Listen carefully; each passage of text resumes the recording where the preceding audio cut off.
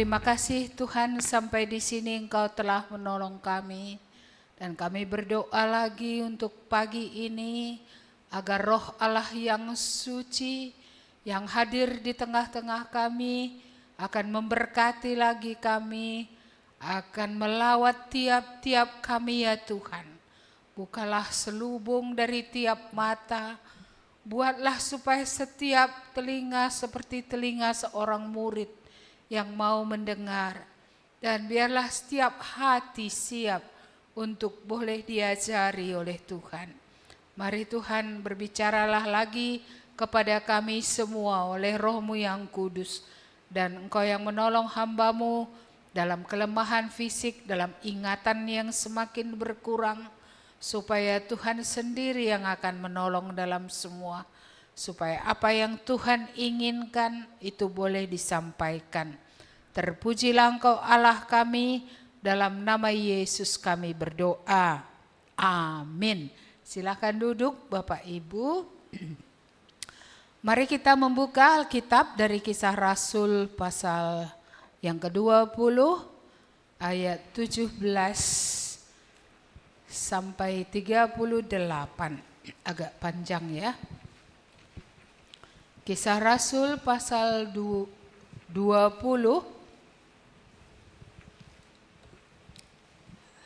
ayat yang ke-17 sampai 38 dengan tema jagalah dirimu dan kawanan domba. Kisah Rasul 20 ayat 17 sampai 38. Ya, ini kita butuh duduk berdiri tegak ya, jangan bersender. Karena kalau bersender ini buat ngantuk. Ya, kita akan baca secara bergantian. Saya membaca ayat yang ganjil. Dua-dua ayat ya. Berarti bukan ayat ganjil. Saya baca 2 ayat, kalian baca 2 ayat, begitu bergantian. Oke. Karena itu ia menyuruh seorang dari Miletus ke Efesus dengan pesan supaya para penatua jemaat datang ke Miletus. Sesudah mereka datang, berkatalah ia kepada mereka, "Kamu tahu bagaimana aku hidup di antara kamu sejak hari pertama aku tiba di Asia ini. Dengan segala rendah hati aku melayani Tuhan. Dalam pelayanan itu aku banyak mencucurkan air mata dan banyak mengalami pencobaan dari pihak orang Yahudi yang mau membunuh aku. Sungguh pun demikian, aku tidak pernah melalaikan apa yang berguna bagi kamu. Semua kuberikan dan kuajarkan kepada kamu, baik di muka umum maupun dalam perkumpulan-perkumpulan di rumah kamu. Aku senantiasa bersaksi kepada orang-orang Yahudi dan orang-orang Yunani, supaya mereka bertobat kepada Allah dan percaya kepada Tuhan kita Yesus Kristus. Tetapi sekarang sebagai tawanan roh, aku pergi ke Yerusalem, dan aku tidak tahu apa yang akan terjadi atas diriku di situ. Selain daripada yang dinyatakan Roh Kudus dari kota ke kota kepadaku, bahwa penjara dan sengsara menunggu aku. Tetapi aku tidak menghiraukan nyawaku sedikit pun, asal saja aku dapat mencapai garis akhir dan menyelesaikan pelayanan yang ditugaskan oleh Tuhan Yesus kepadaku untuk memberikan kesaksian tentang Injil kasih karunia Allah. Dan sekarang aku tahu bahwa kamu tidak akan melihat mukaku lagi. Kamu sekalian yang telah kukunjungi untuk memberitakan kerajaan Allah. Sebab itu pada hari ini aku bersaksi kepadamu bahwa aku bersih, tidak bersalah terhadap siapapun yang akan binasa. Sebab aku tidak lalai memberitakan seluruh maksud Allah kepadamu. Karena itu jagalah dirimu dan jagalah seluruh kawanan. Karena kamulah yang ditetapkan Roh Kudus menjadi pemilik untuk menggembalakan jemaat Allah yang diperolehnya dengan darah anaknya sendiri. Aku tahu bahwa sesudah aku pergi, serigala-serigala yang ganas akan masuk ke tengah-tengah kamu dan tidak akan menyayangkan kawanan itu.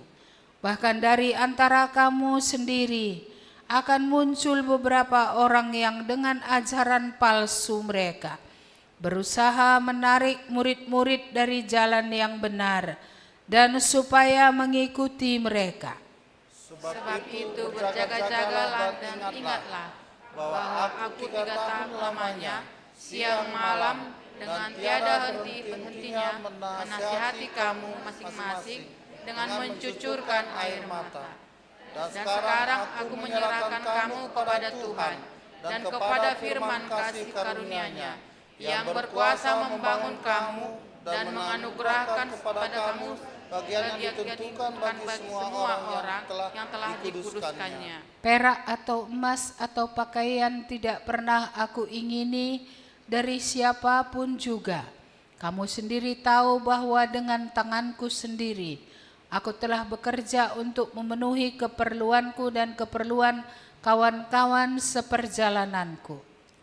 Dalam segala sesuatu telah kuberikan contoh kepada kamu, bahwa dengan bekerja demikian kita harus membantu orang-orang yang lemah dan harus mengingat perkataan Tuhan Yesus. Sebab Ia sendiri telah mengatakan, adalah lebih baik berbahagia memberi daripada menerima. Sesudah mengucapkan kata-kata itu, Paulus berlutut dan berdoa bersama-sama dengan mereka semua. Maka menangislah mereka semua terseduh-seduh, dan sambil memeluk Paulus, mereka berulang-ulang mencium dia. Mereka sangat berduka cita, terlebih-lebih karena ia katakan bahwa mereka tidak akan melihat mukanya lagi. Lalu mereka mengantar dia ke kapal. Ya, ini bahan dari sinode kita untuk minggu ketiga. Jadi waktu itu belum sempat, jadi sekarang saya mau bagi dari bahan ini. Saya membagi nats yang panjang ini menjadi 3 bagian saja. Bagian yang pertama adalah keteladanan daripada Paulus. Ya, kita melihat tadi bagaimana dia bukan ke Efesus ini, dia ke Miletus. Dan di Miletuslah ya pertemuan ini. Ada orang yang diutus dari Miletus ke Efesus supaya semua penatua yang ada di Efesus itu akan datang ke Miletus. Karena mungkin tidak ada waktu lagi bagi Paulus untuk singgah. Jadi di Miletus inilah mereka bertemu untuk terakhir kali. Sebelum nanti dia pergi ke Yerusalem dan di Yerusalem kemudian dia ditangkap. Jadi mari kita lihat teladan daripada hidup Paulus. Iya. Mari kita lihat ayat yang ke-19. Dengan segala rendah hati aku melayani Tuhan. Dalam pelayanan itu aku banyak mencucurkan air mata dan banyak mengalami pencobaan dari pihak orang Yahudi yang mau membunuh aku. Sungguh pun demikian, aku tidak pernah melalaikan apa yang berguna bagi kamu. Semua kuberitakan dan kuajarkan kepadamu, baik di muka umum maupun dalam perkumpulan di rumah. Jadi kita melihat di sini bagaimana sikap Paulus. Ya, ketika dia melayani mereka, dia bukan datang dengan merasa diri hebat ya. Dia bukan datang dengan sombong, tetapi dia datang dengan penuh kerendahan hati. Mengapa dia menjadi rendah hati? Karena dia sendiri menyadari adalah anugerah bagi dia ya. Ketika di jalan menuju Damsyik itu, Tuhan menyatakan diri kepadanya. Sehingga dia akhirnya mengenal Tuhan Yesus Allah yang benar itu, dan akhirnya bisa percaya, bisa diselamatkan. Adalah anugerah ya, kalau seseorang bisa diselamatkan. Ya, dalam camp ini tadi saya terus terang, saya benar-benar bergumul, berat kali rasanya camp ini. Memang tiap tahun ada beratnya, tapi ini saya rasa yang terberat gitu. Iya, karena memang ini kan peperangan, iya, berat. Mengapa? Kalau nggak ada Tuhan menyatakan diri kepada orang, bagaimana orang bisa datang? Jadi pekerjaan Roh Kudus sungguh sangat diharapkan, iya. Dan kita tahu kita semua memang kalau dari gelap ini kan begun semua. Iya, jadi ada yang begun, kumat lah yang kumat, melihat matanya melihat roh-roh, ya itu lagi melayang-layang macam-macam lah di situ. Iya, jadi adalah anugerah. Kalau bisa mata orang celik melihat, Allah itu jauh lebih besar dari segala roh, dari segala setan. Iya. Bukan kita yang harus lari menghadapi setan. Setan yang harus lari kalau orang sudah menjadi percaya menghadapinya. Masalahnya mereka belum percaya, jadi siapa yang lari? Iya, tentu yang lari yang belum percaya itu. Karena dia belum memiliki Tuhan yang besar. Iya, mereka tidak memiliki Tuhan besar sebagai teman, sebagai Tuhan dalam hidup mereka. Iya, jadi banyak memang kita dibodohi oleh gelap ini. Masih tetap melakukan seperti yang diceritakan Litna tadi, sinkretisme itu. Masih banyak yang masih cuci muka di kuburan. Masih banyak yang lebih mementingkan naruh beras di atas kepala daripada mengharapkan Tuhan memberi berkat. Iya, jadi kita melihat keadaan gelap ini membuat orang putus asa, membuat betul genaplah Roma pasal 1 itu ya, seks yang tidak normal lah, ya, pikiran yang sia-sia lah, pikiran kotor, pikiran malang. Itulah yang semua kita hadapi. Jadi tidak heran kalau ada yang pacaran 3 sekaligus, ya, tidak heran kita akan dosa seksual, orang yang melakukan hubungan sebelum masuk ke dalam rumah nikah, sebelum diberkati, ya, kita tidak heran kalau beberapa peserta itu bahkan kawin 3 kali, ya kan, itu semua karena gelap itu. Kalau bukan karena gelap itu ngapain kawin 3 kali, ya kan? Iya, seperti perempuan Samaria tadi 5 kali. Dan yang sama dia Simon Leven itu bukan suaminya, suami orang lagi. Iya kan? Jadi memang sangat relevan, bukan pada waktu dulu saja. Sekarang pun dosa seksual ini mengerikan. Bagaimana itu mencengkeram kehidupan keturunan penyembah berhala ini. Sehingga walaupun ada niat untuk keluar gak bisa lepas-lepas. Terus ke situ seperti refleks, seperti otomatis kembali kepada dosa seksual itu. Ya, jadi kita memuji Tuhan bagaimana Tuhan menyatakan diri kepada Paulus dan bagaimana Tuhan juga menyatakan diri kepada anak-anak kita ini. Saya sungguh-sungguh berharap, berdoa ya, supaya sungguh ya yang betul-betul mengambil keputusan itu teguh dalam iman yang teguh kepada Yesus dan tidak akan kembali lagi ke berhala. Membuktikan air mata tidak sia-sia adalah bagaimana mereka setelah pulang itu teguh.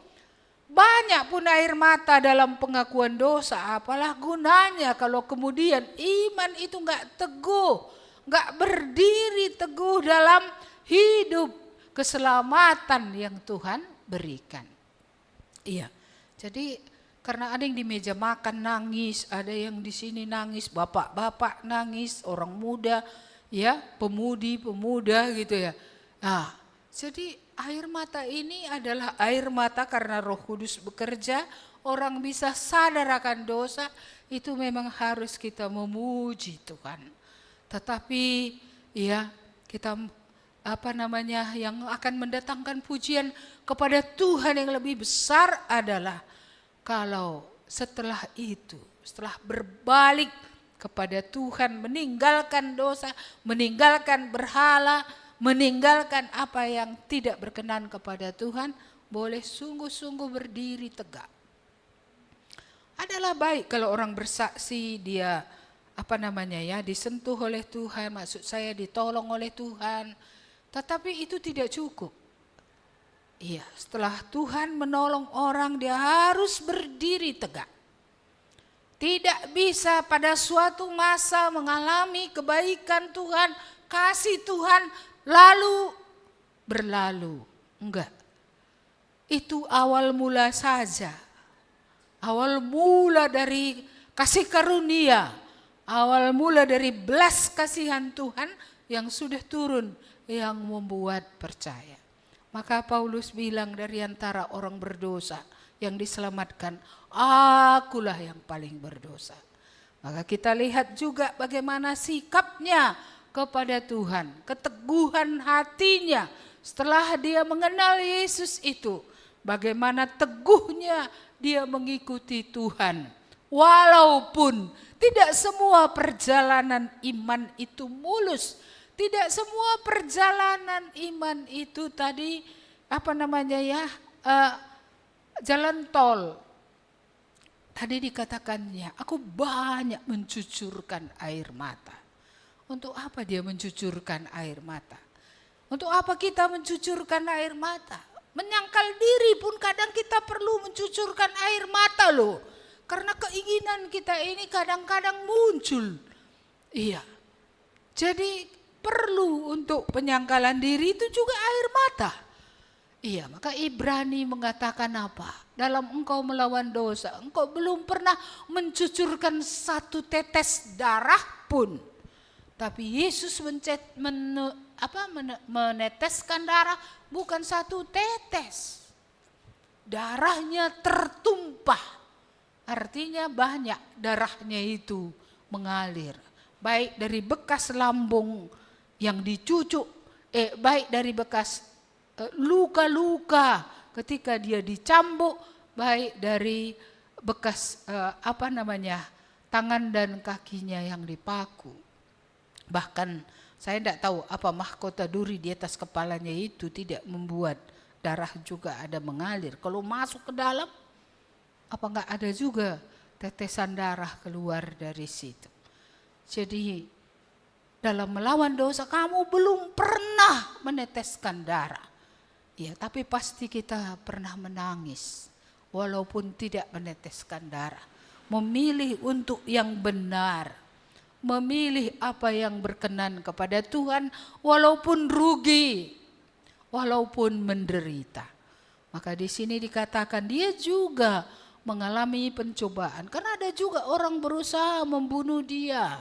Dari antara orang Yahudi yang yang keras. Mengapa? Kawannya itu dulu, lalu kemudian Paulus meninggalkan mereka. Bagaimana? Ya, saya merasa teman-temannya itu menjadi melihat dia sebagai penyesat. Ya, maka kadang orang percaya bisa juga dianggap sesat oleh orang lain yang belum mengenal Tuhan. Enggak sesat andai katanya, tahu pula di jalan ke surga katanya. Sesat itu fanatik kali dia katanya. Iya, seperti itulah kawan-kawannya itu sehingga mereka mau membunuh dia. Syukur kita belum ada mau yang membunuh kita ya kan. Iya, saya dulu di Kuala itu bukan mau dibunuh mungkin ya, mau dicelakakan aja. Saya jalan, mereka sengaja sewa mobil, perhitungkan jam berapa saya lewat. Supaya pada jam itu mereka juga lewat dan akan hantam dengan mobil itu gitu. Jadi tidak semua juga senang orang ketika kita bertobat. Karena kita meninggalkan kegelapan, kita meninggalkan dosa, ya, iblis pun sudah tidak senang, datang lagi orang yang tidak senang. Jadi kalau kita tidak berdiri teguh, bagaimana kita bisa bertahan? Maka inilah yang menjadi doa kita, bukan supaya sampai bertobat saja. Tapi setelah datang kepada Tuhan berdiri kokoh. Sungguh-sungguh berdiri di dalam iman.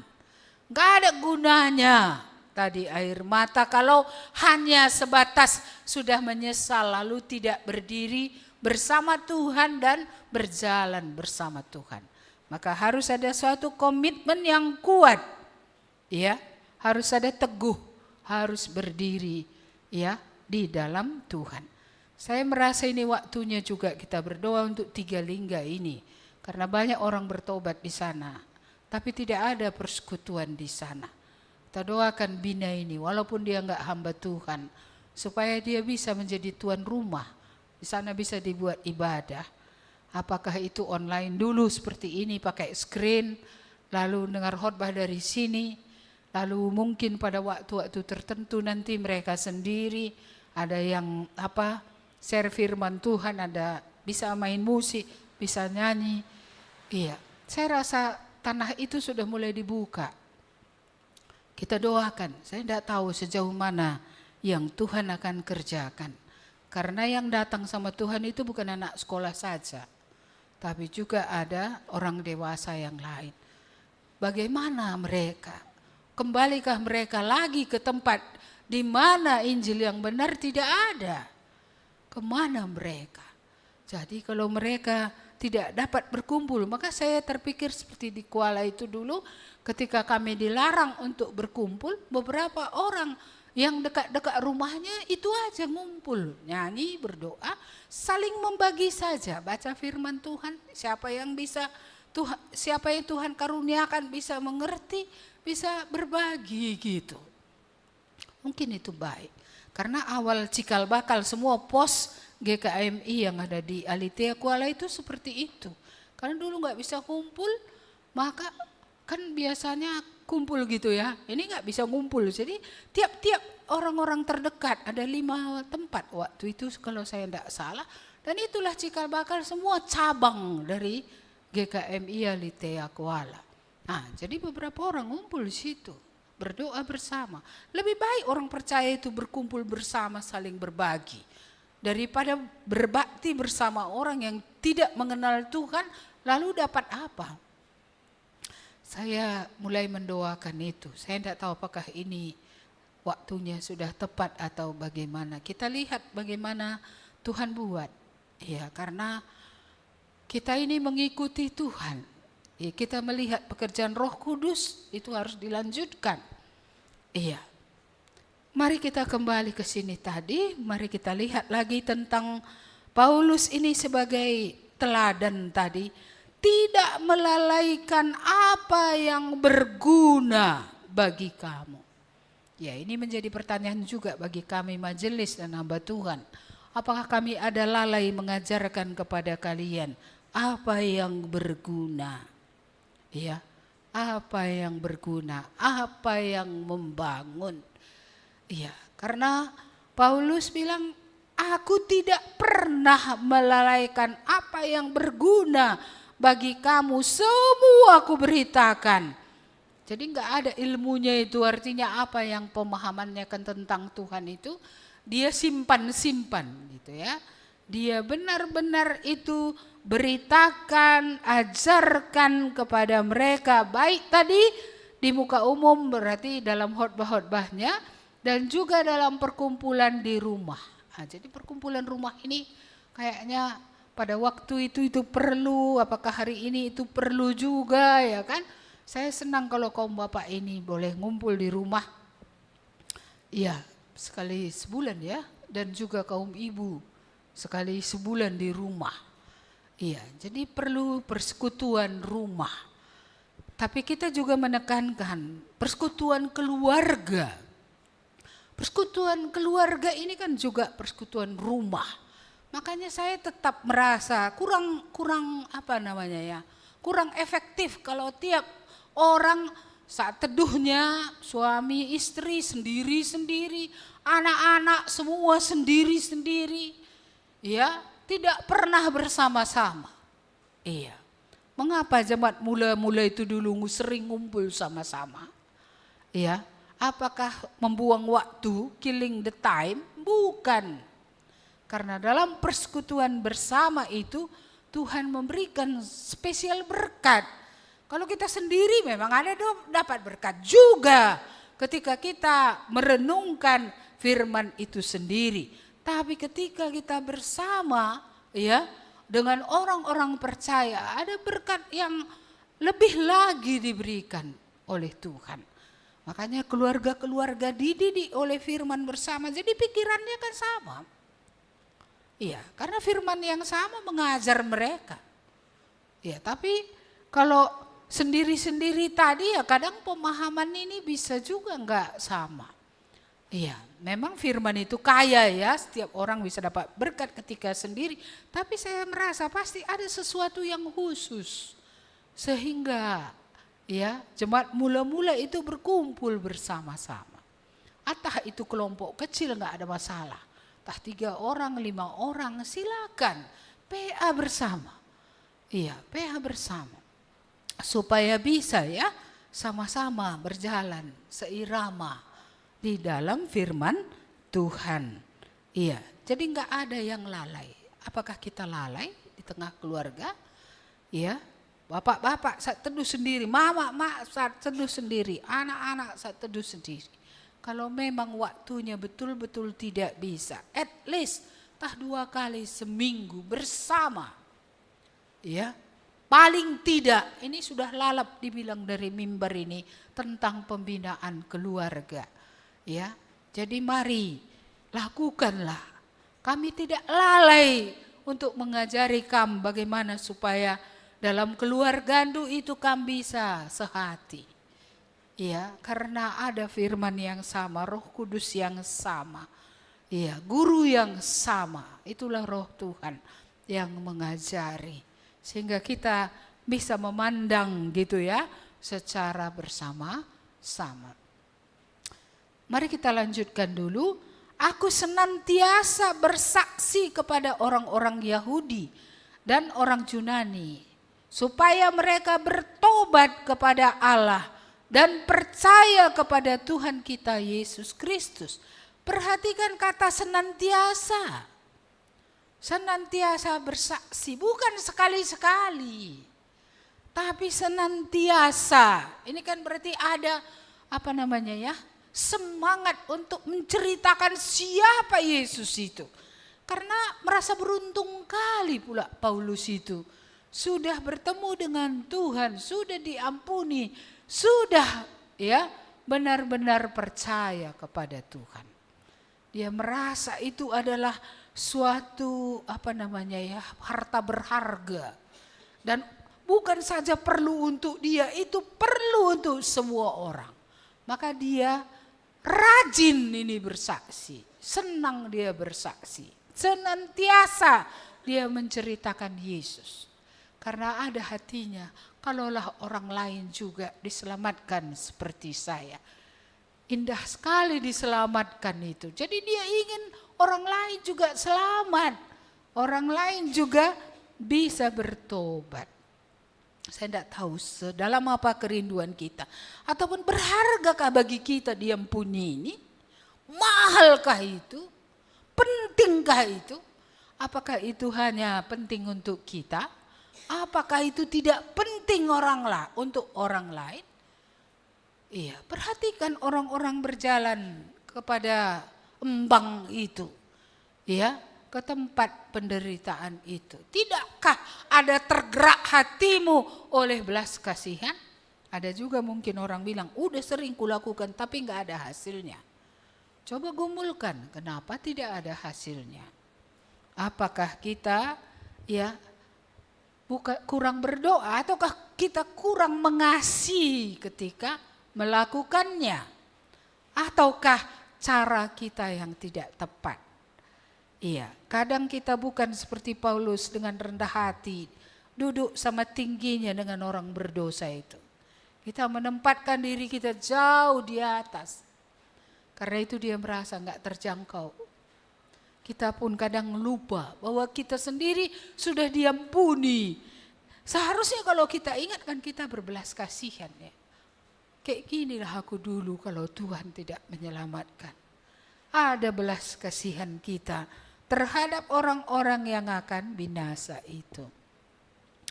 Iya, jadi dia senantiasa bersaksi. Ayat yang ke-22. Tetapi sekarang sebagai tawanan roh aku pergi ke Yerusalem, dan aku tidak tahu apa yang akan terjadi atas diriku di situ, selain daripada yang dinyatakan Roh Kudus dari kota ke kota kepadaku, bahwa penjara dan sengsara menunggu aku. Kita melihat bahwa hidup Paulus adalah hidup yang dituntun oleh Tuhan. Hidup yang mengikuti Tuhan seperti itu. Walaupun sengsara menunggu, dia tidak mengelakkan itu, kan biasanya orang mengelakkan. Tapi kalau ini Roh Kudus yang membawa dia ke sana, dia akan tetap lakukan.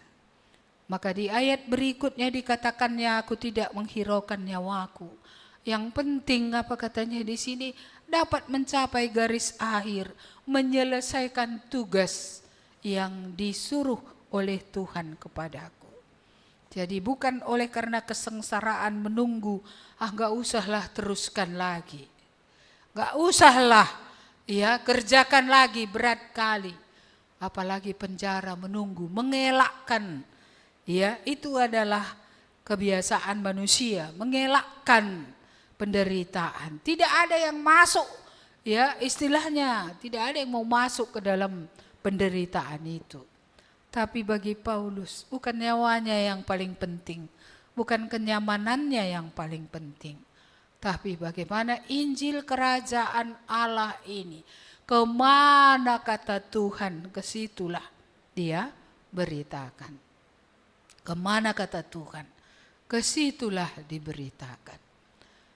Maka kita melihat tadi di sini, walaupun di Yerusalem, dia akan ditangkap, dia akan dibawa ke pengadilan, kemudian di Roma. Kita melihat dia tidak menghindar. Kalau Tuhan bilang pergilah, pergilah. Istilahnya ini loh, tawanan roh. Kita apa yang menawan kita? Nafsu, iblis, apa yang menawan kita? Orang percaya itu seharusnya menjadi tawanan roh. Apa yang Roh Kudus katakan, itulah yang harus dikerjakan. Dan sepertinya Paulus ini sudah gak ada lagi pikirannya ke kiri, ke kanan. Satu garis lurus saja.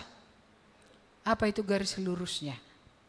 Melakukan apa yang Tuhan suruh untuk dilakukan. Menyelesaikan sampai akhir. Di mana akhirnya? Ya di mana Tuhan mau. Tak akhirnya dalam keadaan sehat walafiat, tak akhirnya di penjara. Kita tahu bahwa akhirnya bagi dia adalah seperti dinubuatkan dalam kitab Yohanes. Bahwa orang akan mengikat tanganmu dan kakimu. Dan membawa engkau ke tempat di mana sebenarnya engkau enggak mau. Bukan semua kali kita mau mengerjakan apa yang Tuhan suruh ini. Tapi kalau itu yang Tuhan suruh, ya itulah yang kita kerjakan. Makanya memang betul-betul kita harus menyangkal diri. Bukan semua yang Tuhan suruh mudah. Tapi Tuhan suruh ya lakukan. Bagi saya melayani di Kuala itu saja dulu juga tidak mudah. Kebiasaan mereka yang berbeda, bahasanya yang berbeda, makanannya yang gak termakanku, semua gak mudah. Tapi kalau Tuhan membawa ke sana, ya di sanalah aku mengajar. Setelah itu keluar dari sana lagi, gak mudah. Tapi diikutilah jalan Tuhan ini. Tidak mudah, hari ini juga tidak mudah. Bagaimana regenerasi ke depan, bagaimana gereja ini. Saya masih bergumul, apalagi yang perlu saya kerjakan sebelum pulang. Kalau khotbah ini udah bisa kurasa litna saja pun. Sudah bisa kurasa majelis-majelis yang ada di sini gantian buat firman Tuhan. Tapi apalagi yang perlu dipersiapkan sebelum saya akan menutup mata pada waktunya. Saya harus bergumul akan hal itu, apalagi pembinaan yang mana, mungkin ke pembinaan atau kemana gitu.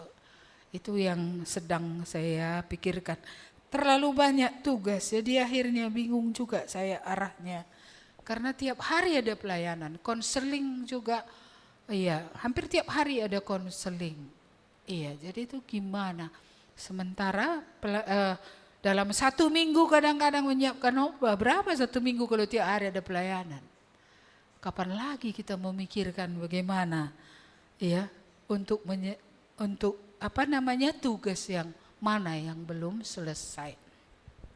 Inilah perlu kita doakan bersama-sama ya, supaya boleh sebelum mati apa tadi yang perlu, yang berguna tadi sudah selesai dikerjakan.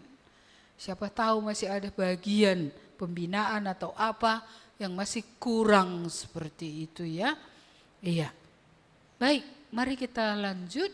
Jadi kita melihat tadi inilah kerinduannya sampai akhir. Ya, bagian kedua, ini tadi bagian pertama. Bagian kedua kita melihat bahwa bagaimana dia berbicara kepada para penatua. Mari kita lihat dulu dari ayat 25. Dan sekarang aku tahu bahwa kamu tidak akan melihat mukaku lagi. Kamu sekalian yang telah kukunjungi untuk memberitakan kerajaan Allah. Ini gak enak ya? Iya, tapi itulah kenyataannya. Tidak mungkin kita akan saling melihat terus. Iya, maka Paulus bilang, ya, kamu tidak akan melihat mukaku lagi. Sebab itu pada hari ini aku bersaksi kepadamu bahwa aku bersih, tidak bersalah terhadap siapapun yang akan binasa. Inilah karena tidak ada tadi yang dilalaikannya itu, jadi dia tidak ada merasa bersalah kalaupun nanti ada orang yang tidak masuk surga. Jadi rupanya berarti masih ada orang nanti yang tidak selamat. Iya, tetapi tidak ada lagi yang kurang. Tidak kurang doa, tidak kurang kasih, tidak kurang air mata, tidak kurang firman. Ya, tidak ada yang kurang. Juga kebaikan-kebaikan yang dilakukan oleh Paulus. Karena kan dia sambil bekerja juga pada waktu itu ya, masih harus untuk mencukupkan dirinya. Tapi juga hasil kerjaan itu bukan cukupkan dirinya saja, menolong orang-orang yang lemah. Iya. Jadi dia bukan menyampaikan firman saja, dia juga berkorban. Ya, berkorban, bukan firman Tuhan saja. Tapi dia berkorban, bekerja keras ya, untuk bisa menolong orang-orang lemah yang ada di tengah-tengah jemaat itu. Jadi saksi mata apa yang dikerjakannya itu ada, yaitu penatua-penatua Efesus ini tadi. Aku tidak bersalah, aku tidak lalai memberitakan seluruh maksud Allah. Inilah nasihatnya, ayat 28.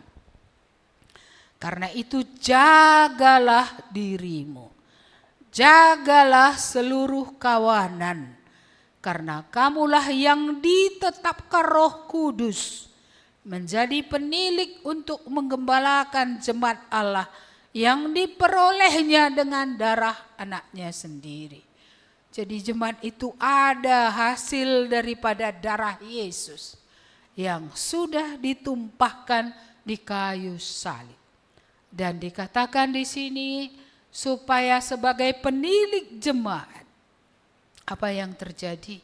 Jaga dirimu, jaga kawanan yang ditetapkan Allah untuk engkau gembalakan.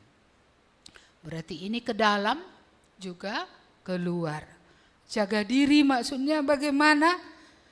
Teladan tadi sudah diberikan oleh Paulus. Menjaga diri maksudnya meneladani Kristus, meneladani Paulus, meneladani ya dia. Sehingga mereka bisa hidup sebagaimana Paulus meneladani Yesus. Jemaat itu bisa meneladani Paulus yang meneladani Yesus itu gitu ya. Iya, jadi ini menjadi pergumulan juga bagi kita. Sampai di mana kita sudah menjadi teladan.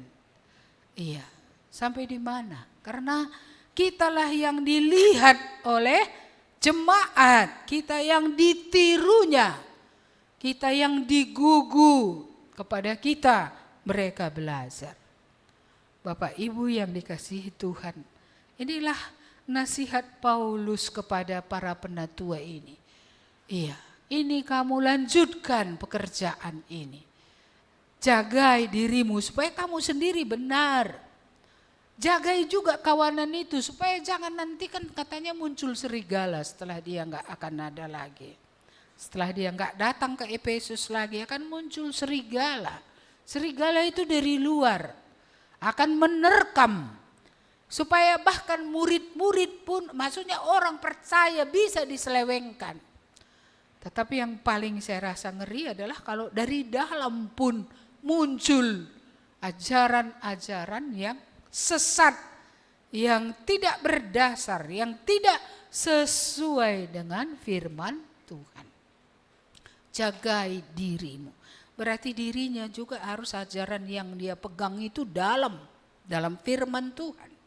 Kokoh dalam firman Tuhan. Iya, dan dia juga menjagai jemaat itu dari penyesatan dari luar atau pengaruh-pengaruh yang dari luar yang tidak benar, yang akan merusakkan, yang tidak akan membuat kemuliaan bagi nama Tuhan. Ya, jadi ini sebenarnya tugas dari para penatua selain tugas hamba Tuhan. Ya, supaya sungguh-sungguh jemaat itu digembalakan. Maka kita harus peduli yang mana yang kita bisa perhatikan. Ya, kadang kami nggak bisa perhatikan semua. Karena seperti sekarang lah misalnya, saya kalau kunjungan kan nggak lagi, jarang. Iya. Jadi inilah yang harusnya ya dikerjakan oleh Litna dan dikerjakan oleh majelis juga terhadap jemaat yang membutuhkan penggembalaan. Jadi itu memang sangat perlu. Jadi kalau hamba Tuhan ngerjakan semua nggak bisa lagi dia. Iya, sedikit pun jemaat banyak yang perlu dikerjakan. Itulah maka Tuhan menetapkan para penatua ya, para majelis untuk bisa mengambil bagian dalam bagian-bagian yang dapat mereka kerjakan sesuai dengan karunia yang Tuhan beri. Maka kembali lagi, orang yang ditebus itu pasti ada karunianya, ada kemampuannya. Bagian mana dia bisa, ya, yang ditetapkan oleh Tuhan. Kalau enggak ada, inilah diminta. Tapi setahu saya minimal, karena kalau kita lihat perumpamaan yang dibuat Yesus, minimal 1 ada Tuhan buat. Ada yang Tuhan kasih 2, ada yang Tuhan kasih 5, ada juga Tuhan kasih 10. Kepada yang banyak diberi banyak tanggung jawab. Ya, kepada yang 1 harus tetap bertanggung jawab. Bukankah dalam perumpamaan talenta itu yang dapat 1 itu kan disembunyikannya apa yang ada pada dia, ditanamnya. Gak ingin dia Tuhan memperoleh keuntungan dari kemampuan yang Tuhan ataupun talenta yang Tuhan berikan kepadanya. Jadi dia malas repot-repot. Jadi ngapain? Tanamnya saja talenta itu. Ketika Tuhan datang dia dimarahi. Bahkan bukan saja dimarahi.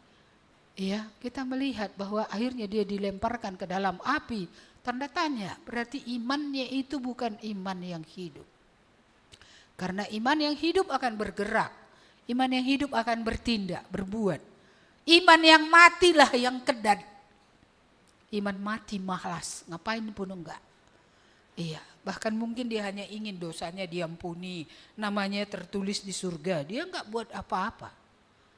Dia tidak berjuang menjadi teladan, dia juga tidak berbuat sesuatu sesuai dengan yang dikehendaki Tuhan seperti itu. Makanya iman yang benar itu labo bacikem, gak bisa diam. Iman yang benar itu pasti ada buahnya. Buah itu adalah perbuatan yang dilakukan oleh karena Tuhan. Pasti ada tindakan yang dilakukan oleh karena besarnya pengampunan dosa, besarnya ya keselamatan yang sudah Tuhan karuniakan. Pasti ada yang Tuhan taruh untuk dipakai bagi kemuliaannya, dipakai untuk kerajaannya. Pasti ada. Saya senang ya grup untuk memasak ini, walaupun tadi ada pergumulan di dalam, ya kan, gesekan. Iya. Karena maunya satu begini dibuat, satu lagi belum sampai di situ ya, pasti ada gesekan. Gereja nggak mungkin tanpa gesekan. Iya, kita ini pun semua ini kan belum sempurna. Jadi sikit-sikit masih ada gesekan, tapi rendahkanlah hatimu satu dengan yang lain supaya bisa saling mengampuni. Karena nggak ada kita sempurna. Pendeta pun tak sempurna, majelis juga enggak. Tak ada yang sempurna. Masih ada bagian yang sedang diproses oleh Tuhan. Sempurna, sempurna kali gitu. Semua sempurna itu adalah pada waktu bertemu Tuhan Yesus lah. Kalau sekarang masih adanya itu sikit-sikit. Kok gitu tadi katanya ya? Nah gitu dia. Nah, itu kan gak sempurna itu. Aturannya gitu pun katanya, jangan kita terganggu. Iya kan? Tuhan Yesus, kamunya yang ngelegi aku dari neraka sana, enggak terganggu kan bisa.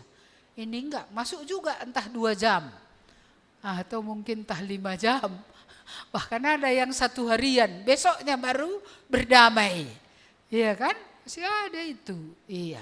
Jadi itulah sebabnya ya, kita perlu saling merendahkan diri. Jadi ini tugas majelis ya, supaya kita melakukan bagian-bagian yang bisa kita kerjakan. Iya. Apalagi ya, apalagi mari kita lihat tadi, berjaga-jagalah ayat 31. Berjaga-jagalah dan ingatlah bahwa aku 3 tahun lamanya siang malam dengan tiada berhenti-hentinya menasehati kamu masing-masing dengan mencucurkan air mata. Dan sekarang aku menyerahkan kamu kepada Tuhan dan kepada firman kasih karunia-Nya yang berkuasa membangun kamu, yang berkuasa menganugerahkan kepada kamu bagian yang ditentukan bagi semua orang yang telah dikuduskan. Iya, jadi 3,5 tahun cuman Paulus ada di Efesus. Iya, tetapi itu sudah cukup. Iya, kami di tengah kalian nggak tahu berapa tahun. Iya, bukan 3,5 tahun ya. Iya, dari sejak kapan, di mana, iya kan? Iya, mulai dari Pasar Baru sampai kemari. Di sini saja kita sudah 2013 sampai 2025, sudah 12 tahun. Iya, adalah sitik pelako kendu ketat di bate gua naring ya. Iya, bagaimana? Sia-sia kan sebenarnya. Puluhan tahun di sana 2005 sampai 2013, 8 tahun kita ngontrak di sana. Tambah di sini selama 12, berarti udah berapa tahun? Kalau nggak ada pengaruh firman Tuhan yang kami beritakan ini, ada juga pengaruh hidup kami sama Ando, udah kayak mana lah kita ini? Iya. Jadi 3,5 tahun ya bagi Paulus. Iya, sebagai penginjil. Ibu penginjil dan gembala jemaat. Iya, sebagai gembala jemaat sudah sekian lama. Mari ya, kita benar-benar menggumulkan ini tadi. Kampun kurang kunasehati rupanya. Kurang diajari. Kalau ada yang kurang ngatakam. Siapa tahu kan, akulah pernah ajar rindu, pendeta nindu, boleh. Iya kan, tak kurang kamu diajari. Atau kamu sudah banyak tahu. Tapi apa? Pengetahuan cuman tidak hidup di dalam firman. Jadi hari ini kita diingatkan, pengetahuan ini enggak ada gunanya juga kalau hanya mengisi kepala lalu enggak dilakukan, enggak ada dampaknya. Iya, jadi apa yang kita tahu itu seharusnya mempengaruhi suatu kehidupan dan itu berdampak bagi kerajaan Allah. Ada gunanya bagi kerajaan di Batak, bagi kerajaan Tuhan. Harus ada gunanya. Kalau enggak ada gunanya mau ngapain? Iya, banyak aku mencucurkan air mata. Aku setelah tua ini enggak mau lagi nangis. Kadang-kadang masih nangisnya aku. Tapi kalau nangis aku kayak dulu, sesak aku. Cepat aku nanti mati. Dulu banyak aku nangis, nggak ada batasnya nangis ini. Untuk menangisi jemaat ini. Baik jemaat Kuala sana, baik di sini gitu ya. Baik yang di luar sana pun yang oleh karena Tuhan ada juga di luar kita layani. Bukan kawanan di sini tapi juga mereka mendapat berkat dari firman yang kita beritakan. Iya, tapi di masa tua udah kukurangi nangis. Karena kalau nangis aku sesak aku rasa. Jadi kalau udah mau nangis aku berhenti aku dulu. Iya, kadang-kadang mengalir juga sedikit, itu wajar lah, ya kan? Tapi enggak seperti dulu sampai sakit, iya, sampai sakit. Iya, jadi jangan pikir jadi hamba Tuhan itu juga enak. Sampai nangis itu sakit kita. Tapi kadang enggak tahu lagi, Tuhan, gue nari geban gitu ya kan? Manalah dibuat ini biar sampai firman Tuhan ini. Yang ini udah diberitakan, yang ini udah meminta kepada Roh Kudus. Sudah banyak yang dilakukan. Enggak berubah-berubah. Oh, cobalah. Iya, jadi saya akhirnya menyadari, hamba Tuhan bukan Tuhan. Dia hanya alat. Dia melakukan bagiannya. Penatua juga bukan Tuhan. Mereka alat. Mereka dapat dipakai. Tapi mereka bukan Tuhan. Ya, jadi ada batas yang bisa ya menjadi bagian yang kita lakukan. Dan inilah kesimpulan terakhirnya, aku menyerahkan kamu kepada Tuhan dan kepada firman kasih karunia-Nya. Kepada Tuhan sajalah kamu serahkan, Tuhan yang sanggup mengerjakannya. Dan juga kepada firman tadi, karena firman itu yang membangun. Maka orang baca firman pasti terbangun, pasti terbentuk dia, ya, pasti dianugerahkan bagi dia apa yang Tuhan mau berikan kepadanya. Makanya kita sebagai jemaat jangan pernah lalaikan firman. Jangan makan kalau kamu belum ada firman masuk. Entah itu di malam hari ya. Iya, firmannya dibaca entah pagi hari, pokoknya makan dulu entah malam entah pagi supaya bisa ada makanan rohani lebih dahulu. Jadi inilah penyerahan Paulus terhadap jemaat Efesus ini. Tuhanlah yang membangun, firmanlah membangun. Maka harusnya firman Tuhan yang terus disampaikan dari mimbar ini. Baik ketika kita berbicara secara pribadi, secara kelompok. Ya, firman itu tidak boleh kita kurang-kurangi. Justru firman itu yang harus terus diulangi. Ya, terakhir ini, perak dan emas atau pakaian tidak aku ingini dari siapapun. Ya, tadi sudah ya. Lalu kemudian ayat 35, contoh bekerja lalu menolong orang lemah.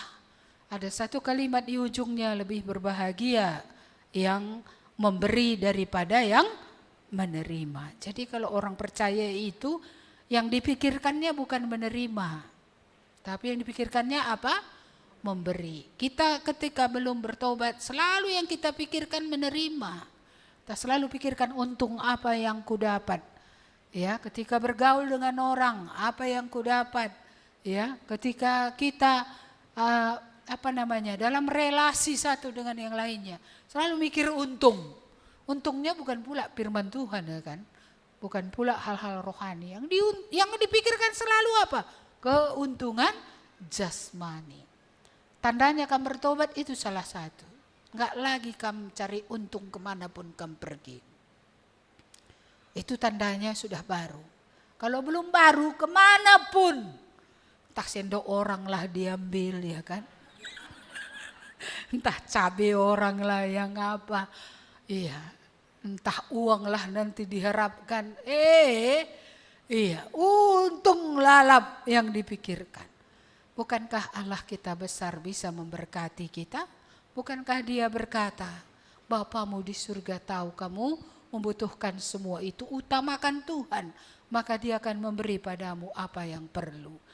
Bahkan bisa minta lebih dari apa yang perlu, supaya tadi kita bisa menolong yang lemah, kita bisa mendukung pekerjaan Tuhan, ya, sehingga kerajaan Allah ini bisa makin perluas. Jadi ingat sekali lagi ya, kalau kemanapun kamu mau dapat untung, apalagi untung materi, ya dalam pergaulan ini belum jelas iman itu. Lebih baik memberi daripada menerima. Bisa bilang? Lebih baik kemanapun aku pergi tidak untuk cari untung. Aku harus membuat orang lain beruntung. Iya, ini baru bertobat ya. Iya, jadinya ini, aminnya ini, berapa persen yang amin ini? Iya. Baik, jadi bagian terakhir ini tadi itu ya. Lalu diakhiri dengan bagaimana mereka berlutut, berdoa, menangis oleh karena perpisahan ini. Oleh karena nanti mereka tidak lagi akan melihat Paulus. Genapnya ini, genap. Setelah dia ke Yerusalem, dia ditangkap. Lalu kemudian dia dibawa ke pengadilan di Roma. Dan di Roma lah. Ya, walaupun awalnya masih bisa tahanan luar. Ya, banyak orang bertobat di Roma juga. Dari antara orang Yahudi, dari antara orang Yunani. Ya, tetapi di Roma lah akhirnya ending daripada kehidupan Paulus. Di penjara pun masih ada orang selamat. Ada Onesimus, hamba Filemon, bertemu di penjara. Injil diberitakan oleh Paulus, selamat dia. Jadi sampai matinya kayaknya masih ada orang selamat. Ya, dalam pelayanan yang dilakukan oleh Paulus. Iya. Kalau enggak ada orang bisa kita bawa bertobat, kayak mananya ini kira-kira ya? Apakah hanya hamba Tuhan yang dipakai untuk membawa orang kepada keselamatan? Aku rasa enggak. Mungkin kamu terkejut kalau aku bilang sebelum aku hamba Tuhan, lebih banyak orang yang kubawa kepada Tuhan daripada setelah menjadi hamba Tuhan. Tahu kamu kenapa? Karena kalau sekarang, apa dah Hindu pendeta, kat orang, bawanya nanti aku ke gerejanya. Tapi waktu ibu masih guru, enggak ada batasan seperti itu. Injil itu dengan leluasa. Jadi kalau lebih banyaknya dulu waktu belum menjadi hamba Tuhan, kenapa enggak usah jadi hamba Tuhan? Karena Tuhan suruh. Tuhan panggil, tinggalkan katanya. Ku tinggalkanlah. Orang dia suruh tinggalkan. Tapi sebagai tawanan roh tadi, suruhnya tinggalkan. Ku tinggalkan. Ya, dia sendiri yang menyuruh supaya membuat gereja ya, membuat ada kumpulan jemaat. Supaya yang sudah diajari terpelihara, tapi juga yang kedua supaya Injil ini bisa diberitakan secara lebih luas. Kalau enggak ada kumpulan ini, kayak mana memberitakannya lebih luas? Maka Tuhan suruh ya keluarlah aku. Makanya sekarang saya rasa perpanjangan tangan kami gitu ya. Kalian orang percaya yang di lapangan. Di lapangan. Karena kami enggak bisa masuk, tapi kalian bisa masuk. Orang yang pedagang bisa ngomong sama pedagang. Orang kantor bisa ngomong sama orang kantoran. Petani bisa ngomong sama sesama petani. Di mana profesi Hindu itulah mimbar Hindu. Ya, kamu bisa memakai pekerjaan itu sebagai ya tempat, sarana. Disitulah kamu dipanggil oleh Tuhan untuk bersaksi, untuk menjadi terang. Supaya orang lain yang tidak terjangkau oleh mimbar bisa terjangkau oleh orang-orang percaya yang ada di lapangan. Bagaimana? Siap? Pernahnya kamu bersaksi kalau kamu sudah bertobat? Jangan-jangan buka mulut pun gak pernah. Bagaimana? Kalau kamu pedagang berbicara sama pedagang, jangan duit aja terus. Duit pun perlunya, itu nanti dikasih Tuhan. Kenapa gak ada Tuhan bilang, carilah duit sebanyak-banyaknya. Iya, Bapamu di surga tahu. Jadi kalau kita melakukan firman Tuhan, berkat itu pun datangnya. Bukan berarti pula marilah kita goyang-goyang kaki. Nanti emas akan turun dari langit. Atau harta bangsa-bangsa akan dipindahkan kepadaku lewat transfer. Enggak kayak gitu sih. Iya, tetap ya kita harus bekerja. Tapi ingat, ya, cari dulu kerajaan Allah itu memang harus gitu duluan, utamakan ya dulu Tuhan. Baru akan mengalir itu. Kalau perlu rasa Tuhan, apa susahnya bagi dia ngasih? Kan ada bagi Tuhan susah-susah ngasih. Kenapa kan nggak diberkati? Nggak beres. Ya, nggak tepat, hati itu belum tepat. Makan pun nggak bisa lalap. Pasti ada yang nggak beres itu. Apakah iblis masih menahan sehingga berkat Tuhan nggak bisa turun? Karena dosa di situ, penyembahan berhala itu dianggap remeh. Iya, apa yang menghalangi? Gak ada Tuhan bilang kau nggak kukasih makan. Gak ada. Walaupun ada Lazarus cuma gitu di seluruh Alkitab. Kamu mau Lazarus? Silakan jadi Lazarus. Tapi kalau ada orang nggak mau jadi Lazarus, ya mari ya kan, utamakan Tuhan. Tapi kalau udah usahakan pun kamu memang Lazarus, ya terimalah nasib do. Kamu memang hanya Lazarus yang dapat selamat tapi nggak dapat berkat jasmani. Tapi secara umum Tuhan mau supaya bangsa Israel itu sampai di tanah Kanaan untuk diberkati. Tuhan juga mau supaya kita mendapat berkat rohani, supaya kita berguna bagi Tuhan. Dan kita juga mendapat berkat jasmani apa yang kita butuhkan.